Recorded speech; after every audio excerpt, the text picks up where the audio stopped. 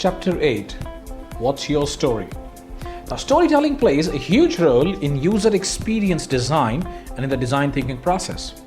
Storytelling creates a compelling narrative for the people we are designing for so that we as designers can develop a deep and emotional understanding of their motivations and needs.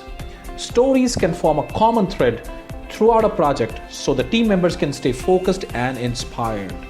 Stories are a great way to infuse empathy into your design project and can be extremely useful for design thinkers.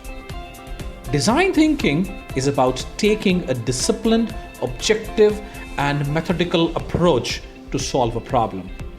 Clearly defining the challenge, creating multiple solutions, picking the best, and executing them.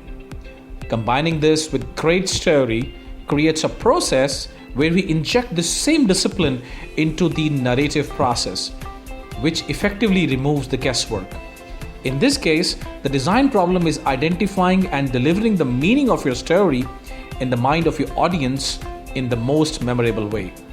Our goal as a storyteller is to bring our audience to this profound understanding in the most interesting way possible. And one of the frameworks for your storytelling could be, what is it that they know? What is it that they don't know? Why is it they would want to know? According to the design school at Stanford, you must clearly understand what is action, what is emotion, and the details you are going to use in the story. It's the first 3 minutes which is your moment of truth, and we must use these 3 minutes to create an aha for all the people who are listening to your story. Storytelling template: action, emotion, detail for the first 60 odd seconds. Then move to action, detail, emotion after about the first 60 seconds.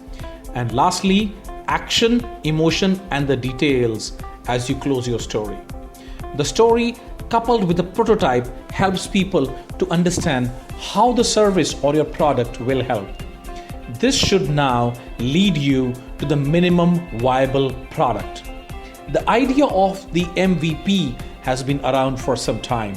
The term itself was coined by Frank Robinson, but was made popular by two influential names in the product design: Steve Blank, a serial entrepreneur and academic, and Eric Ries, the pioneer of the lean startup movement.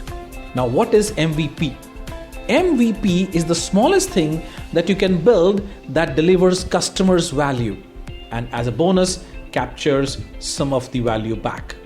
The MVP is a shorthand expression for a process that is dedicated to making new products that will lead to be sold to the customers. The MVP is a shorthand expression for a process that is dedicated to making new products that will be sold to customers. It assumes that the product will undergo a process of rapid iteration after it has entered the market to reach a more desirable state, or that the product development will be abandoned if the market deems a product unusable or undesirable. Payoffs of using MVP process. There are several key benefits of using an MVP process.